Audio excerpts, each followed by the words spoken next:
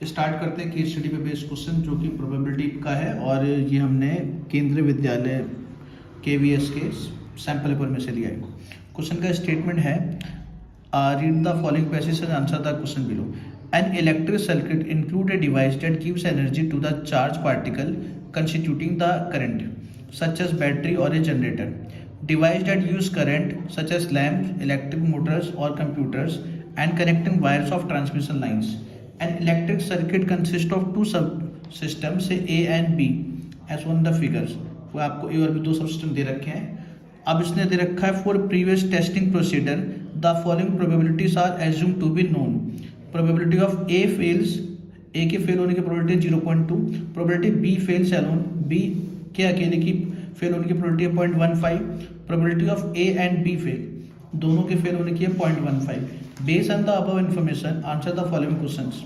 A है what is the probability that B fails, B what is the probability that A fails alone, C है find the probability that the whole the electric system fails, और इसके option में है find the conditional probability that B fails when A has already failed। ठीक है जी। तो यहाँ पे सबसे पहले हम लेट कर लेते हैं कि A लेट कर लेते हैं इवेंट की सिस्टम सब सिस्टम्स A फेल्स, और B हम लेट कर लेते हैं सब सिस्टम्स B फेल्स। ठीक है।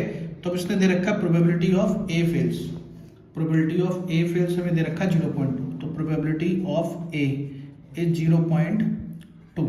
उसके बाद इसने दे रखा है probability of B fails alone, B fails alone, ये हो गया प्रोबेबिलिटी ऑफ एलोन। B का मतलब हो गया ओनली B, तो आएगा A डैश इंटरसेक्शन B, ये हमें दे रखा है 0.15। ठीक है जी।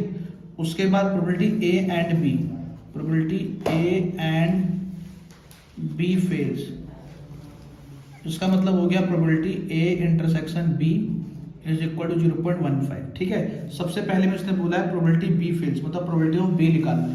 तो देखो आपको जो डेटा गिवन है इसके हिसाब से A dash probability A dash intersection B का मतलब होता है probability of B minus probability of A intersection B, ये ओनली B है इसका मतलब। ठीक है जी।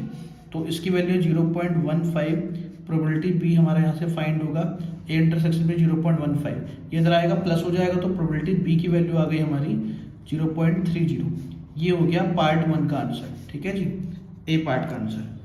B में इसने बोला है what is the probability that A fails alone, मतलब प्रोबेबिलिटी इसने बोली है ओनली A की, A फेल्स अलोन, मतलब कि probability A intersection B dash only A।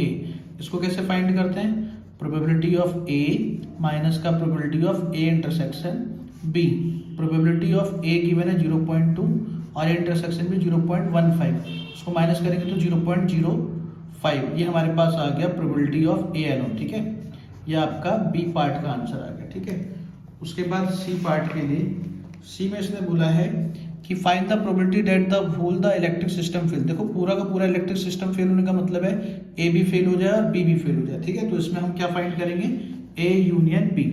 तो इसके C पार्ट में निकालेंगे probability of A union B, जिसका फॉर्मूला होता है प्रोबेबिलिटी ऑफ A और प्लस का probability of B minus probability A intersection B।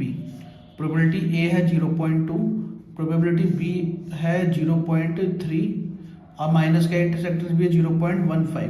तो इसको सॉल्व करोगे तो आएगा 0.35, है ना।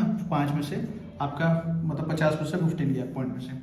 उसके बाद इसके ऑप्शन वाला जो पार्ट है, इसके ऑप्शन में आपको दे रखा है find the conditional probability that B fails when A has already failed, मतलब B given A, B given A का मतलब हो गया probability of B by A।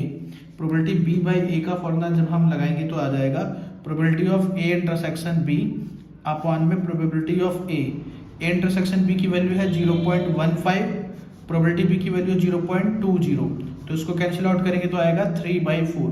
ये इसके ऑप्शन वाले पार्ट का आंसर भी आ गया। ठीक है। तो ये क्वेश्चन हो गया कंप्लीट अपना।